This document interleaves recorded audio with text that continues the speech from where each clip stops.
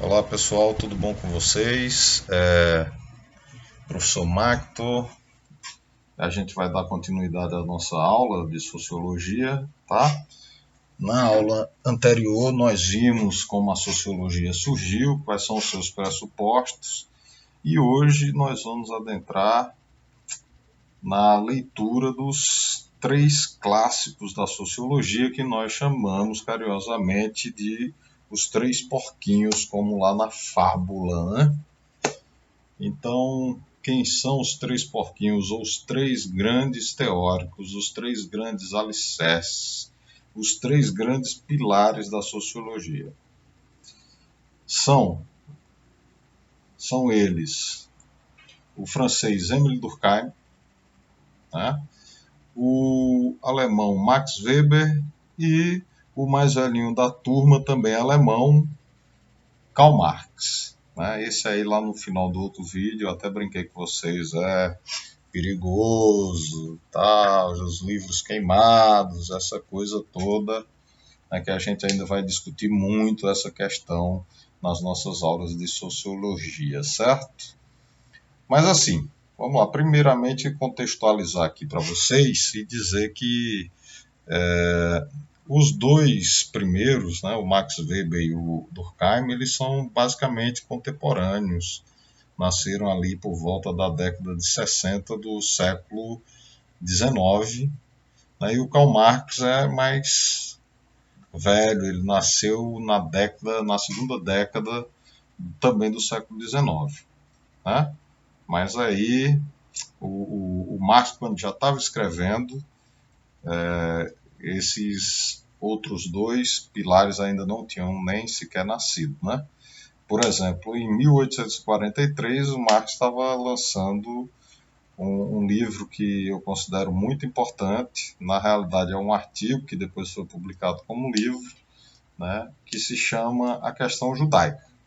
E é interessante que nesse livro aí da questão judaica, em um certo momento, o Marx ele atribui ao modo capitalista de produção certos elementos da cultura judaica, né, porque o povo judeu tem por base da sua cultura as trocas comerciais, a usura, né, que é o empréstimo de dinheiro a juros, e isso era condenado pela Igreja Católica, inclusive foi motivo da Inquisição, né, que levou muitos judeus a deixarem de professar a sua religião e a se converterem ao cristianismo, com medo de serem queimados na fogueira. Muitos deles vieram para o Brasil, especialmente para o Nordeste, são chamados novos cristãos, né?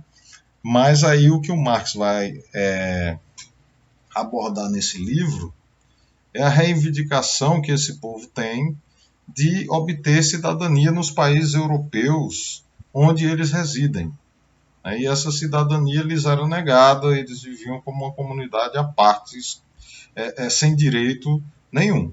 Então, com o advento do Estado constitucionalista, né, que é esse que surge com o positivismo, com o iluminismo, que é o Estado pautado na razão e na ciência. Depois a gente vai estudar melhor para a gente entender o que é Estado, essa abstração filosófica, racional, que surge só em meados do século XVIII, né? Embora se fale em cidades-estado na Grécia Antiga, mas a realidade é que o Estado-nação é uma criação da modernidade, certo?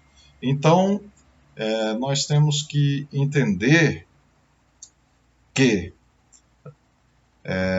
esse povo judeu ele tinha negado qualquer espécie de direito dentro desses territórios, né, que se chama Estado. Então, nesse período, né, ainda estava em formação o Estado Constitucional, como eu disse a vocês, a gente vai ver mais na frente o que é Estado, o que é Constituição, tá? Para vocês entenderem melhor. Aqui eu estou dando só uma pincelada, porque a gente vai falar mesmo da contribuição desses três, não aprofundadamente, mas de forma que vocês tenham um entendimento de quem são. Então, esse Estado moderno, constitucional, como eu vinha dizendo, ele não abria espaço, né, até então, para os judeus e também para outros povos, né? Aqui, como eu estou falando do livro de Marx, a gente vai ficar especificamente, vai discutir isso um pouquinho, né? Até hoje ainda é um grande problema essa questão da cidadania, né? Você vê que existem muitos brasileiros que viajam para a Europa, para os Estados Unidos e acabam não podendo ficar lá porque não são reconhecidos como cidadãos, né? Então, muitos são deportados ou vivem na clandestinidade. Essa é uma questão basicamente pertinente ao que diz respeito à migração. Mas, enfim, o que eu queria dizer para vocês, para a gente não se perder aí nessa discussão sobre formação do Estado e se aprofundar no livro da questão judaica, que é uma coisa mais complexa, que vocês vão ver depois. O que eu queria dizer para vocês é que esse livro, na minha experiência, né, influenciou bastante um outro sociólogo, né, que é um dos fundadores da sociologia, um dos pilares da sociologia, que é o Max Weber. Então, o Max Weber ele vai escrever um livro chamado A Ética Protestante e o Espírito do Capitalismo, e nesse livro ele vai defender a tese de que a formação cultural dos protestantes calvinistas foi elementar para o desenvolvimento do capitalismo, do sistema de produção capitalista, né? O calvinismo ele vem do pastor luterano chamado João Calvino, né? Que é um suíço, e ele fomenta a ideia de que o trabalho duro leva à salvação, que o sentido da vida humana é trabalhar, né, e louvar a Deus para assim chegar à glória divina. Tá? Então, segundo Max Weber, essa ética do trabalho, né, que levaria o homem à redenção, essa ética protestante, seria responsável pela consolidação do sistema capitalista de produção como sistema, né? Então, vejam só, o Max Weber, como eu queria dizer para vocês, ele tem essa sacada, mas se vocês forem ler a obra que eu acabei de me referir, que é a questão judaica do Marx, ele vai se referir ao povo judeu, né, como sendo responsáveis pela fomentação do capitalismo, exatamente por conta dessa cultura de trocas, né, essa cultura de comerciante e da prática da usura e também da ideia de trabalho árduo. Né?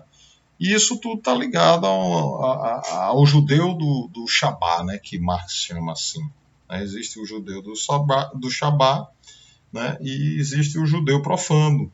O judeu do Shabá é aquele judeu religioso que professa a religião judaica de forma sistemática. E o profano é aquele que está dissolvido ali junto da comunidade e, teoricamente, passaria despercebido. Tá? Então, já nessa obra aí, de 1843, o Weber nem tinha nascido ainda, Marx já lança esse elemento, e ele diz assim até, né? Ele diz, olha, o problema do judeu não é deixar de ser judeu, né? Porque nesse caso aqui, para explicar para vocês melhor, ele está tendo um diálogo com Bruno Bauer, né? Que é um outro alemão que defendia que os judeus, para fazerem parte da comunidade do Estado para terem seus direitos de cidadão, seus direitos políticos, deveriam abdicar da sua religião, da sua cultura. Deveriam abdicar de serem judeus para poder serem assimilados pelo Estado. O Estado, então, que surgia, o Estado constitucional. E Marx diz, não é esse o problema. O problema está no costume. Então é muito mais importante que o judeu deixe o costume do dinheiro. E o Marx fala uma coisa muito dura, né, que diz que o Deus da prática do judaísmo é o dinheiro, por conta desse costume judaico do trabalho, do comércio, da venda, da troca, da usura, né? Então Marx, inclusive, é acusado de antissemitismo, né, por conta dessa fala, e depois a gente vai tentar entender e vai ver que realmente não se trata de um antissemitismo, mas sim da perspectiva marxista de entender o Estado, né, como sendo necessariamente esse Estado moderno, constitucional, como necessariamente um Estado independente da religião. Né? Então, o Estado não pode professar nenhuma religião. Né? Daí, inclusive, dos fundamentos do Estado moderno é a laicidade, né? O Estado laico, que não professa nenhuma religião. E que a gente vai ver no decorrer das nossas aulas que isso também é problemático, porque na realidade a maioria dos estados que dizem serem laicos não são tão assim, porque acabam defendendo a religião dominante, que no Ocidente é o cristianismo. Né? Então, muitas vezes a gente vai ter uma confusão entre o Estado constitucional e um Estado teocrático, mesmo com todas as formas de laicidade, mas existe ali infiltrado dentro das instituições, dentro dos poderes do Estado, valores muito fortes e que acabam sendo determinantes, inclusive, nas ações, né, do Estado, com referência a uma religião predominante, inclusive discriminando outras demais, né? Então vocês vão ter exemplos aí no cotidiano de vocês, né, de violência contra a Ubanda, por exemplo. Né? Outro dia teve uma discussão no STF, né, sobre o direito de se fazer sacrifícios durante os atos religiosos da Ubanda, do Candomblé. Né? E essa discussão chegou ao STF porque algumas pessoas consideraram essa prática como violência aos animais. Né? E aí teve uma defesa bem interessante do advogado lá das entidades e associações afro-brasileiras, né, que defendem o candomblé e a ubanda, e ele até associou, né, o sacrifício ritual nas sessões de umbanda com a comida kosher, que é a comida judaica, que, caso vocês não saibam, né, a comida, principalmente a carne, ela tem toda uma forma de ser preparada, inclusive está inscrito lá na Bíblia como é que deve ser feito, salvo engano, no livro de Levíticos, né, tem lá descrevendo como é que deve ser preparada a carne, a comida kosher. Né? E o advogado, que eu não vou me lembrar o nome agora, evidentemente, brilhantemente, ele disse, olha, isso aqui também se trata de um ato ritualístico, né? Então, por que isso aqui é naturalizado na nossa sociedade e esse outro comportamento não é, tá? Então, vejam só o problema. São esses problemas que eu venho dizendo para vocês nas nossas aulas, que nós vamos ter que enfrentar, que nós vamos discutir aqui no nos nossos encontros, que sempre vão surgir problemáticas, temáticas do nosso dia a dia, que são fatos, são fenômenos sociais, como eu disse para vocês na aula anterior, e que esses fenômenos são de investigação da sociologia, tá? Então, eu falei bastante agora do Marx, a gente ainda vai falar muito, vai discutir muito Marx, vai discutir muito Max Weber, vai discutir muito o Durkheim e muitos outros teóricos que a gente vai trazer aqui. Vai trazer Michel Foucault, vai trazer Norbert Elias, vai trazer o Adorno, Horkheimer e tantos outros que nós vamos discutir aí, né? E filósofos e sociólogos brasileiros também, como o Darcy Ribeiro, Gilberto Freire. A gente vai discutir e vamos fazer as nossas críticas a esses pensadores, tá certo? Então, vejam só, como eu estava dizendo a vocês, então, o Weber, ele, nesse livro, né, que é a Ética Protestante e o Espírito do Capitalismo, esse é o principal livro dele, por sinal, né? E um dos principais livros da sociologia. Todo sociólogo tem por obrigação ter esse livro aí na cabeceira, tem que conhecer, né? E vocês que estão adentrando aí nesse caminho da sociologia também tem que buscar compreender, se puderem, leiam esse livro, certo? O Weber, então, na minha concepção, estou deixando isso aqui muito claro, porque pode ser que alguém conteste, e há fundamentos para contestar, mas eu creio, né? Eu creio já é um termo que não dá muito certo, a gente está fazendo ciência, então não posso apenas afirmar que creio, isso é senso comum, né? Mas eu tenho fundamentos, né, para afirmar que tem elementos que mostram que o Weber ele teve essa influência. Com certeza ele deve ter lido a obra de Karl Marx, deve ter conhecido a questão judaica e ele pegou um gancho aí para fundamentar a sua principal obra, certo? Então, seguindo aqui, né?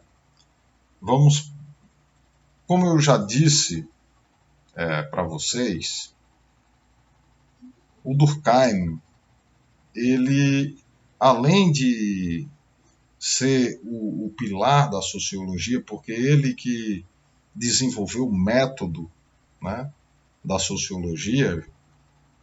Antes a gente teve Auguste Comte, que eu já falei para vocês, e que trouxe aquela ideia de que a sociologia deveria ter o mesmo método das ciências naturais, né? Portanto, ele chamou a sociologia de física social, né? E o método da experimentação, esse deveria ser o método que a sociologia deveria experimentar, e Durkheim seguiu essa tradição, né?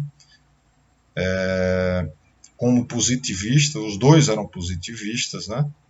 Tanto o Auguste Comte quanto o Durkheim. Então, o Max Weber ele vai quebrar com essa tradição. O Max Weber ele vai dizer que o método da sociologia, né, não pode ser o mesmo método das ciências naturais. Por quê? Porque o método das ciências naturais não se aplicaria às sociedades humanas por um simples fator, a subjetividade, né? O ser humano é subjetivo, então o ser humano ele tem reações contraditórias e diferentes para cada ação. A gente não pode prever necessariamente como um ser humano ou como um grupo de seres humanos vai agir em decorrência de determinado estímulo, né? Nas ciências naturais, a gente pode esperar uma previsibilidade, como aquele exemplo que eu dei para vocês da mutação da água, né? De um estado para outro. É previsível e constante, sempre vai acontecer aquilo. Na hora que vocês colocam a água para ferver, ela vai mudar de estado, vai sair do estado líquido para o estado gasoso. Esse é o fenômeno natural, esse é o método das ciências naturais. E, para Weber, esse método não dá para se aplicar nas ciências humanas, na sociologia especificamente. Por quê? Porque não pode ser previsto, não é previsível o ser humano tal qual um fenômeno da natureza. Então, vamos supor um evento qualquer aqui, né? Vamos imaginar, por exemplo, uma eleição. Numa eleição, a população vota num partido A, que tem uma ideologia X. E daqui a um ano, 2, está votando no partido Y, que tem uma ideologia totalmente distinta e extremamente diferente daquele outro partido que no ano anterior teve a maioria dos votos. Né? Então, a isso aí se deve a subjetividade humana. Então, o Weber ele propõe, né, como método para as ciências humanas, para a sociologia especificamente, o método que ele chama de compreensivo. Né? E esse método compreensivo, ele se baseia em entender as subjetividades das ações humanas. Então,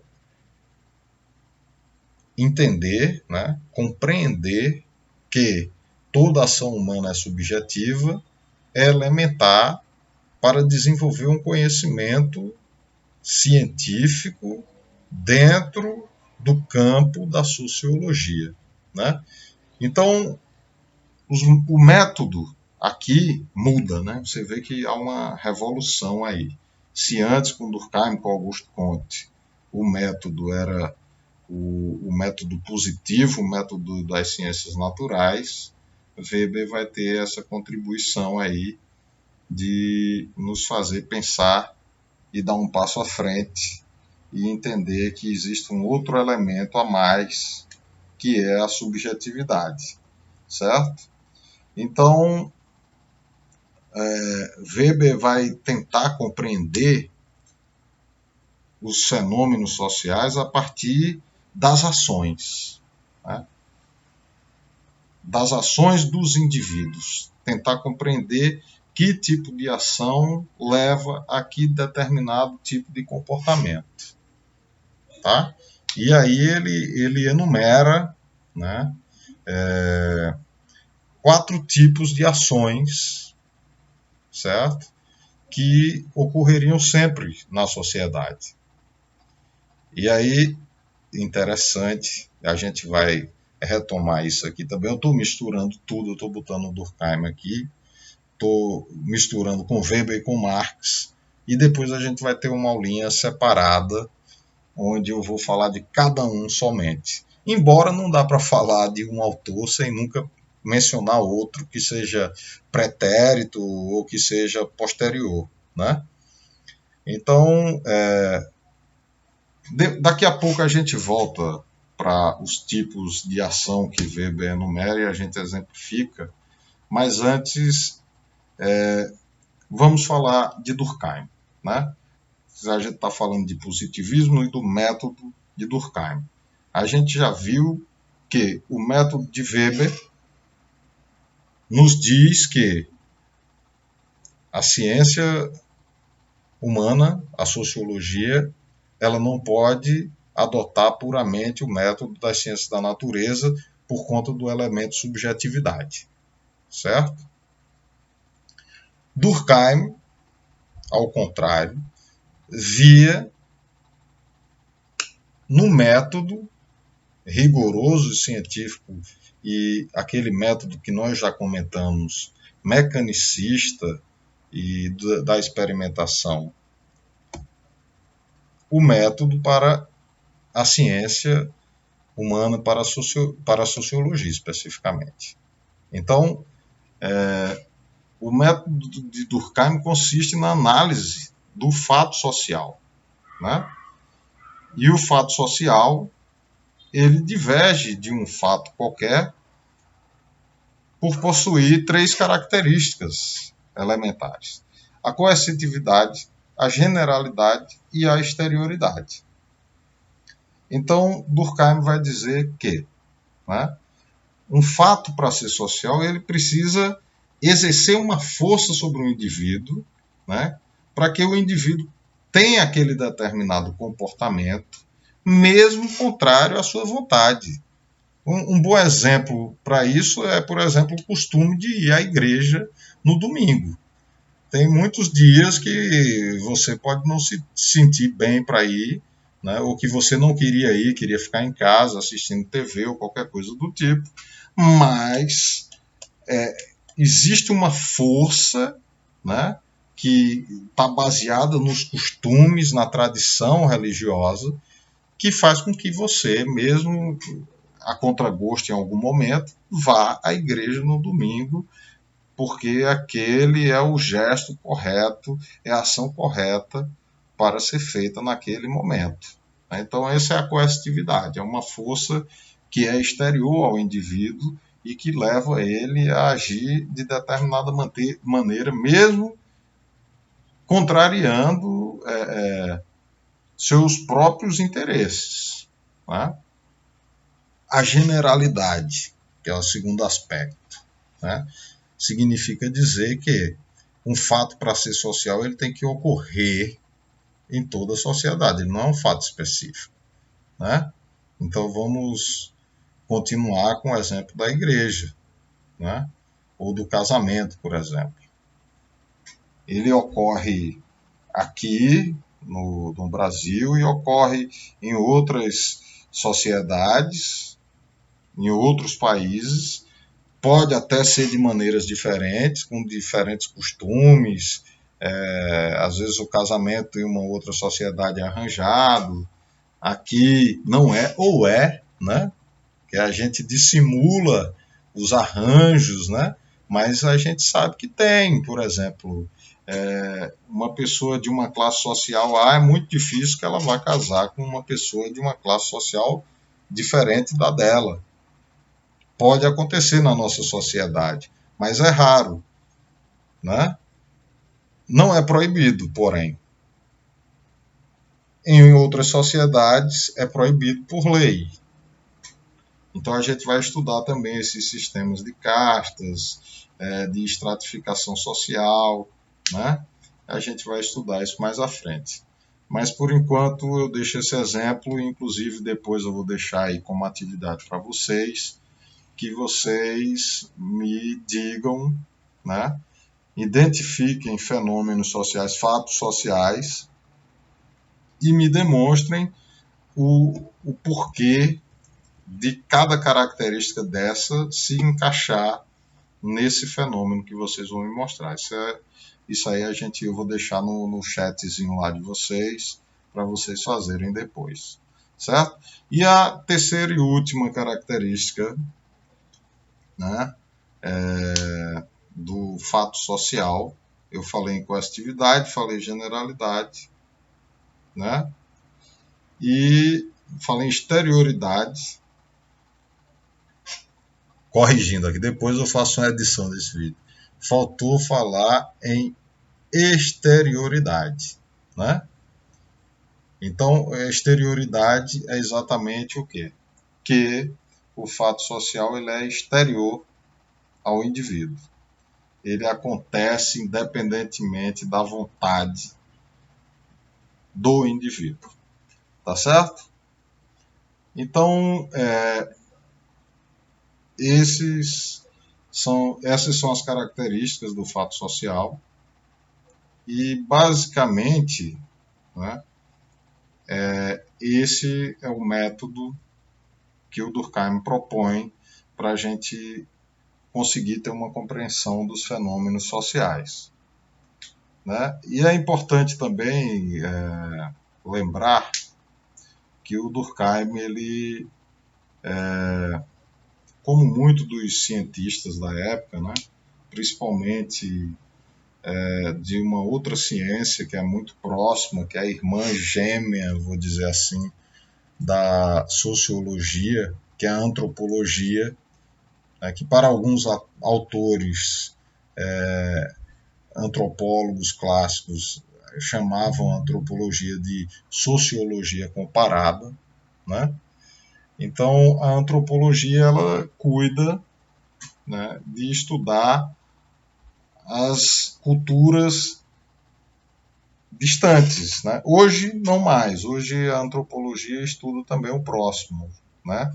A nossa própria sociedade.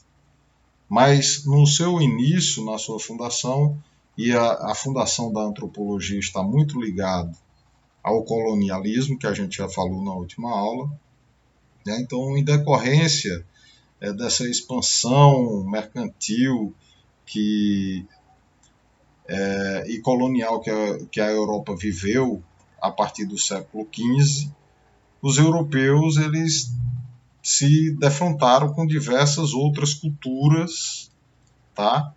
E essas outras culturas eram muito diferentes da realidade social, cultural, econômica, enfim, muito diferente da realidade da Europa. E a Europa, como vocês sabem, colonizou todos esses países, e uma das formas, né, de manter o domínio sobre outros povos, né, olha isso, a importância aí do conhecimento, né?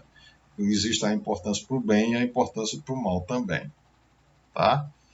Então, a importância de conhecer para dominar, isso é Maquiavel, é outro autor que a gente vai discutir também, mas é conhecer para melhor dominar. Então, a antropologia ela surge na Inglaterra e ela surge com o intuito de compreender melhor as culturas ditas primitivas, né, entre aspas aqui, mas no momento era assim como os autores se referiam a essas culturas, né? E inclusive nesse momento da história se discutia inclusive sobre a humanidade dessas outras pessoas encontradas nos outros continentes, né? Por exemplo, se discutiu muito se o índio era gente ou não, se o negro era gente ou não, inclusive, né?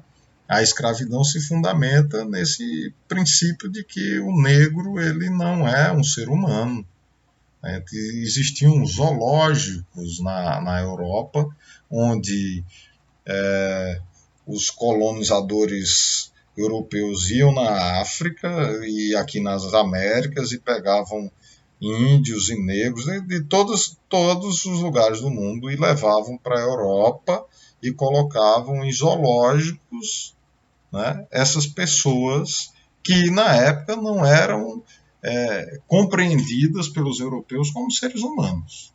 Olha o problema que nós temos aí, a gente ainda vai discutir muito isso, certo? Então, essas sociedades primitivas, aí, entre aspas, que acabaram, hoje são os países de terceiro mundo, né, como se diz, ou países em desenvolvimento, ou países subdesenvolvidos, como vocês queiram, a realidade aqui, independente do termo usado, esses países são países periféricos, são países que vivem sob dominação e sob influência do poder econômico, bélico da Europa, né? Então, infelizmente, essa é a realidade nossa, tá? Então, a antropologia, e a gente vai discutir muito antropologia, a gente vai ver alguns autores da antropologia também, né, que, como eu disse para vocês, pode ser entendido como uma sociologia comparada, e aí é importante que a gente entenda outras sociedades para a gente entender a nossa também, né? Então, eu estou falando da antropologia porque eu queria falar sobre um outro aspecto né, do discurso de Durkheim, né? Então, Durkheim, ele também se debruçou um pouco sobre o estudo de sociedades primitivas, tá? Inclusive tem um sobrinho dele que é um dos grandes nomes da antropologia, que é o Marcel Mauss. Depois a gente vai falar também sobre esse camarada aí, certo? Mas o que eu queria dizer para vocês é que Durkheim ele fez uma distinção entre as sociedades europeias e as sociedades não europeias, tá? E aí ele diz que as relações de trabalho, isso é importante, porque a gente vai discutir Karl Marx depois e a gente vai estar sempre estudando o sistema capitalista de produção, até porque a sociologia ela surge nesse momento do capitalismo, da ascensão do capitalismo, e os problemas inerentes e decorrentes do capitalismo são estudados por nós, né? Então a gente vai ter que compreender como funciona esse sistema de produção, tá? E aí o Durkheim ele faz essa análise, né? Talvez eu possa até dizer assim, né? Que faz esse trabalho de sociologia comparada e ele analisa as relações de trabalho e os costumes em sociedades primitivas e nas sociedades civilizadas ou nas sociedades europeias da época dele, tá? Especialmente da França. E Durkheim, né, como eu já falei para vocês, ele sofreu a influência do positivismo e desse método positivista que traz para as ciências sociais o método das ciências naturais, né? E ele entendia a sociedade humana como um organismo vivo. Então a gente tem que imaginar a sociedade como um corpo, né? Então o corpo humano ele tem diversos órgãos, né? E para que o corpo esteja vivo e sadio, é necessário que esses órgãos todos estejam funcionando adequadamente e que trabalhem em colaboração, né, para que o todo esteja são. Então a sociedade seria da mesma forma, né?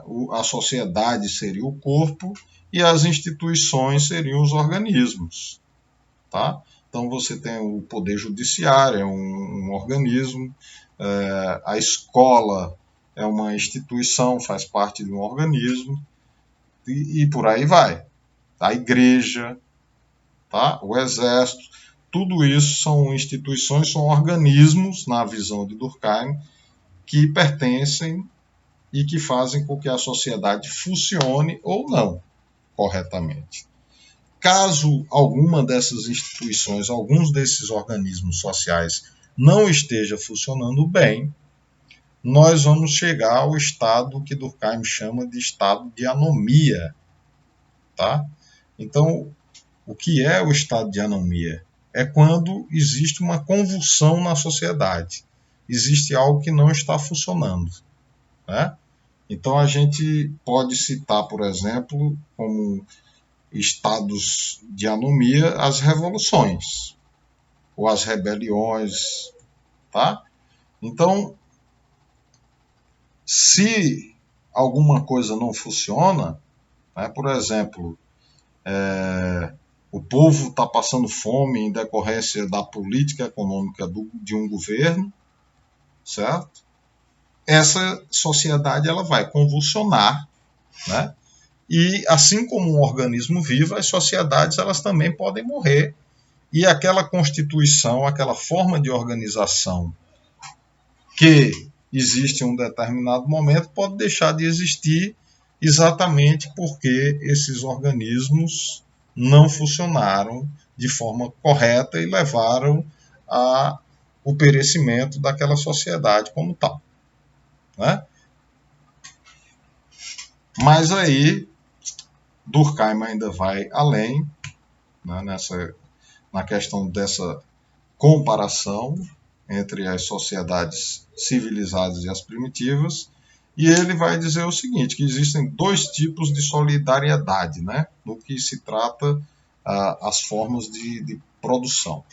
A solidariedade mecânica, que estaria ligada às sociedades primitivas, né, onde a coesão social seria mais forte, o individualismo praticamente inexistente, exatamente porque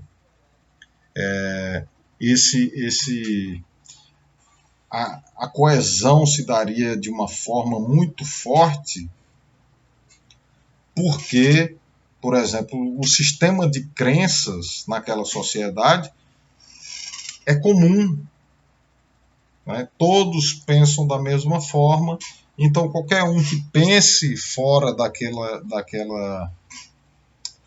parâmetro vai ser automaticamente corrigido, né? E a sociedade vai funcionar de uma maneira tal que os desvios serão mínimos, tá? Então, essas sociedades, nessas sociedades primitivas, né, o trabalho, né, ele é coletivo. Tá? Todos fazem e exercem as mesmas funções. Você sabe exatamente o que cada um faz dentro daquela sociedade, qual o papel social que cada um desempenha dentro daquela sociedade. Tá?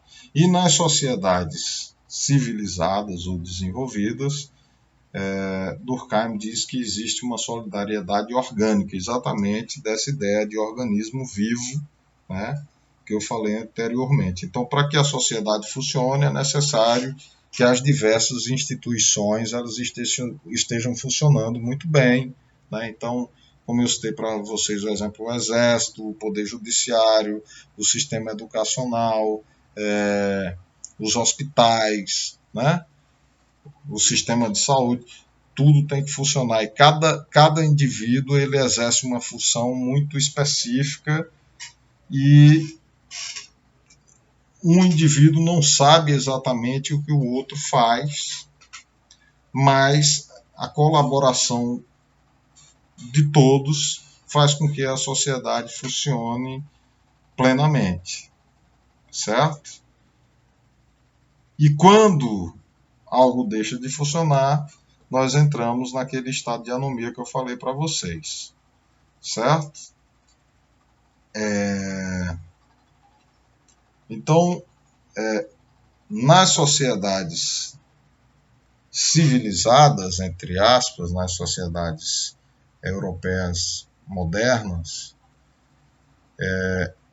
Durkheim enxergou um problema, exatamente por conta desse grau de especialização e de distanciamento nas tarefas, né? Que foi o individualismo.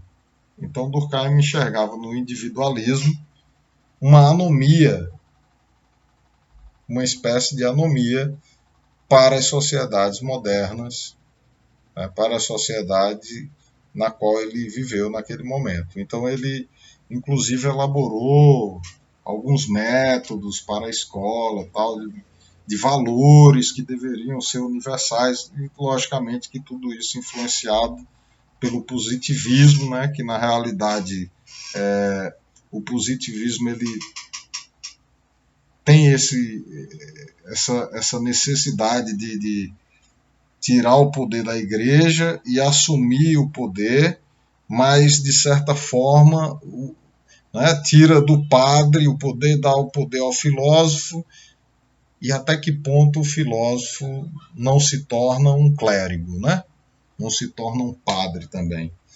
Tem um filósofo chamado Nietzsche, que ele gosta muito de sacanear com alguns outros filósofos, né?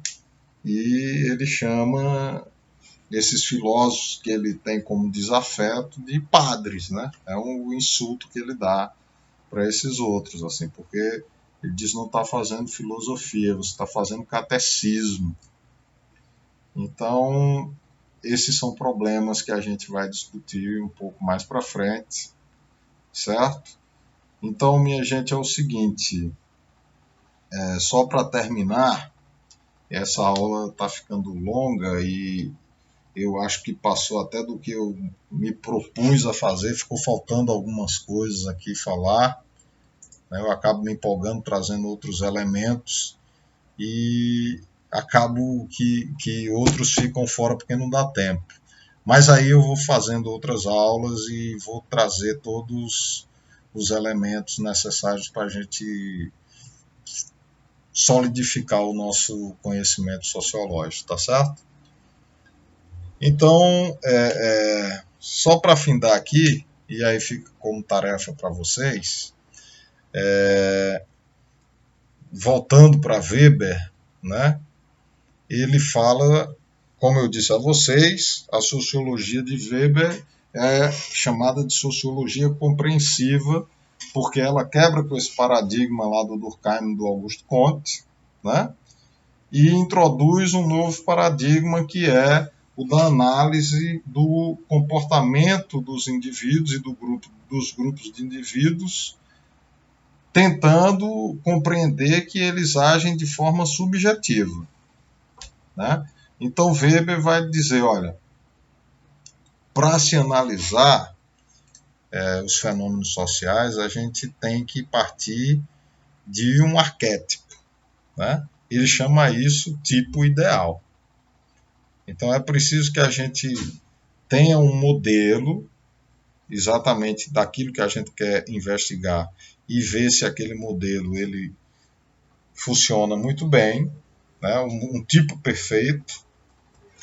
E a partir desse tipo perfeito a gente comparar com aquilo que não está funcionando para ver e tentar entender o que é que há de errado ali, né? Então, o Weber desenvolve a sua teoria da ação, né? E ele enumera 4 tipos fundamentais de ação, de ações, né? São eles: a ação racional em relação a fins, ação racional em relação a valores, ação afetiva e ação tradicional, tá? Aí vocês também vão ter que fazer um esforçozinho. Eu vou explicar rapidamente aqui o que são essas ações e vocês vão fazer um esforço de trazer exemplos na vida de vocês dessas ações, tá? Então, uma ação relativa a fins, né, ela se baseia no comportamento do indivíduo que tem uma finalidade. Então, toda ação dele é voltada a atingir aquela finalidade, tá? Ação tradicional, ação racional com relação a valores.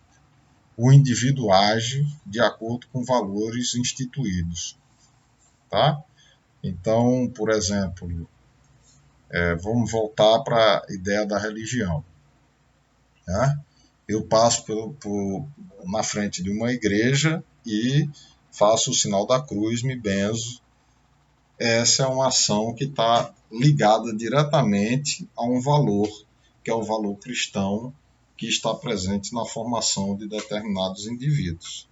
Então ele age daquela maneira porque existe um valor que está arraigado dentro dele e ele age daquela maneira, certo? A ação afetiva é aquela que está relacionada ao afeto, evidentemente, óbvio, né? Então é quando você age por amor à pátria, por exemplo, né? E a ação tradicional é aquela ação que está baseada nos costumes, né? Por exemplo, para ir ao fórum tenho que ir de terno e gravata, né? Mesmo que aqui faça um calor infernal, mas eu tenho que ir de terno e gravata porque a tradição me diz que eu tenho que agir dessa forma, e se eu não agir dessa forma, eu estou quebrando os paradigmas das relações sociais. E aí eu vou ter um problema, né? E a gente age tentando não ter problemas. Pelo menos a maioria de nós pensa assim. Então é isso aí, minha gente. Ó, espero que vocês tenham gostado dessa aula. E logo mais eu posto a aula subsequente. Hoje não deu tempo de falar de tudo. Eu prometi que ia falar dos 3 porquinhos, acabei falando só de 2. E mesmo assim eu acho que não esgotei o que tínhamos para falar deles. A gente vai voltar em outros momentos, mas ficou faltando falar do Marx. Então a gente vai fazer uma aula só para discutir Karl Marx. Tá bom? Tchau.